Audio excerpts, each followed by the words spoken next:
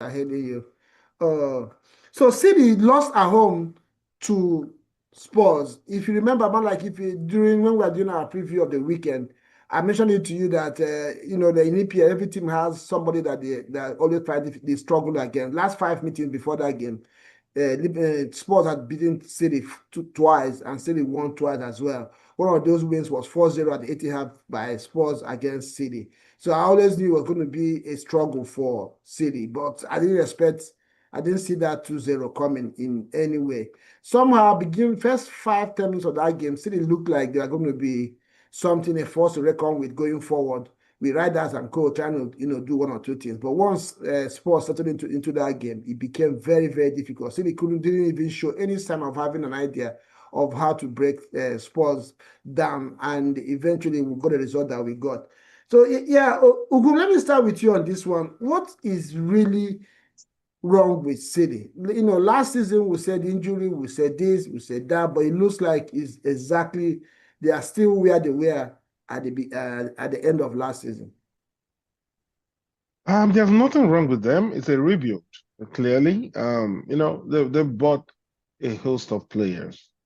Looking at Tijani Reinders, he's been playing very well for AC Milan. Dutch guy, good player, mobile, skillful. They brought in Ryan Cherky from Lyon. They brought in, trying to remember all these players that they bought. Ed Nori. Ed Nori, remember, was playing for Wolves last last season, and Wolves weren't exactly pulling up trees.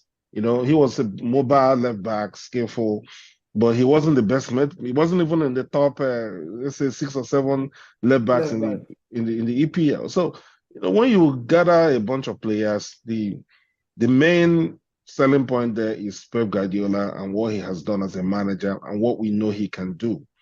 But again, he can do that, but he will need time to be able to do that, and he will need the right personnel. You hardly ever see a club that has a generation, a collection of players that win multiple trophies, and they easily sweep those out and replace them with another set of winners. Remain the I, same I thing. Yeah. I don't remember hearing that even for countries. It happens. It's cyclical. So you have to, go through the bedding process again of rebuilding a team that will win at that level. Again, like we usually say, the EPL is a confidence league. Yeah, the more confident your opponents are against you, the more likely they will get something from you because they will come fighting, right? Because every team has good players. So that's the situation with City. They're going to need time to rebuild. Now, I am not sure whether Pep is up for it because his body language tells of someone that's tired, that could use a break. So Yeah. let's see. Okay, yeah, so Arnold, let me touch base with you right quick. Thomas Frank is one of the coaches in EPL that I really, really like. First of all, the way he carries himself and what Ugum always says, the body of work he puts in, you can see that he's a hardworking coach and it reflects on the way his team steps out on the pitch.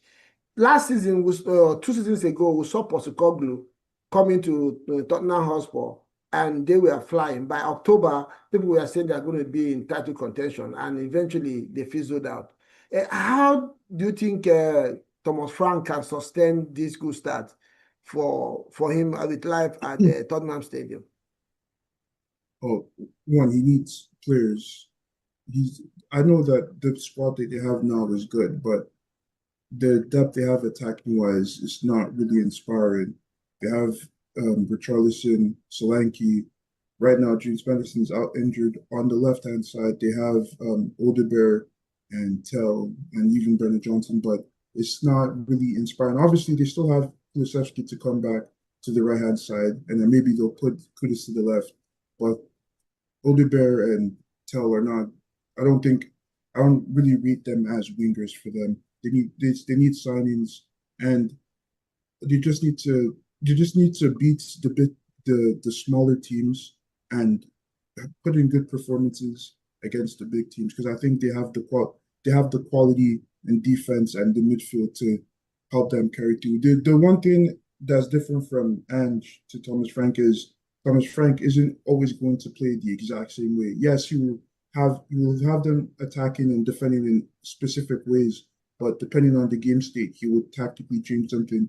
He will probably bring in like what was it? He saw that Kudus like I don't remember because it was like 3 days ago, but he saw some of the players were not really affecting the game as much. So he brought off Brennan Johnson. He took off Brennan Johnson and then brought in I think it was Birdfell and put him on the left hand side to maintain shape and then see the game out because City weren't really doing much till the end of the game, which weren't really creating much. But yeah, he just needs quality signings and he just needs time and then he just needs to make top five because I think he could. That fit spot is his. Yeah, like if he between January this summer, City have brought in close to, I'm sure, at least 8 players. I know they signed about 2 or 3 defenders, goalkeeper, right, Checky, brought in riders and all that. What else what should Pep do to get City back to what we can call fear factor, the place where people will have become scared again to play against City, or is it just that? Is that it for him for now? To be honest, Pep is done. Pep, Pep is done. The body language says a lot. His mind is not there. The players are feeling the energy.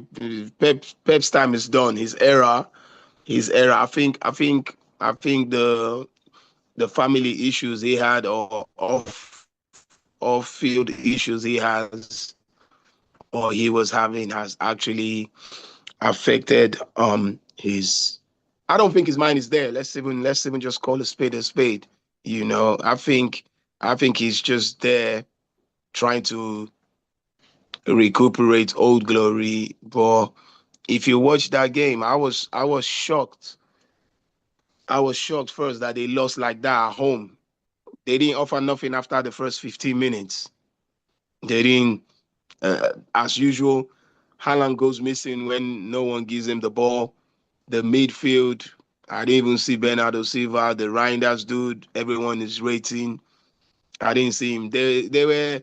It was lethargic the way they were playing, like at home. You can understand when you go away on the road, Exactly. but they were at home, and most of the time with the way Thomas Frank set up his team, they just outran them in the middle of the park. You know, the midfield was nowhere to be found. They were disjointed at every opportunity, at every moment. Like it's like they didn't even want to be there. And you look at the coach, you're looking at the gaffer to come and flare up, motivate the team, push them, and he was there just scratching his head, like he's done. So the way I see it, yeah, I think right now you need to start watching out for Spurs.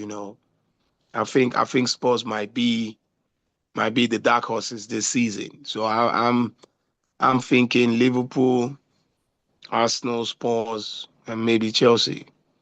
That's what I think. City may come back here and there, but I don't think they have what it takes to be as dominant as they were in the last 4 or 5 years. Years. Plus, Yeah. For me, the biggest thing for me with City is like you guys have mentioned. These players don't play with personality. They don't. You can see they're not playing to represent themselves first, talkless of the club. They don't look like they want to make an impact. Everybody just come in, chip in. Whatever happens, happens. We go home, and this is not the City that we knew before. Something is really wrong with that team, and everybody seems to come into City and not able to perform, just like what was happening to United for a long time now. So it's really going to be scary. In fact, and like you guys mentioned, even what's his name, Rodri. Rodri came. I saw when he was going to come in. There was no fire in his eyes. I didn't see that eagerness to come in and affect the game in any way. Or for just like routine sub for him, just to come in, do what I can do, and get out again. And that's going to be for me a very difficult one for Pep, even if he wants to do anything. And lastly, like you mentioned, Spurs needs to be watched because of Thomas Frank. But like Arnold mentioned, their squad is not giving me any.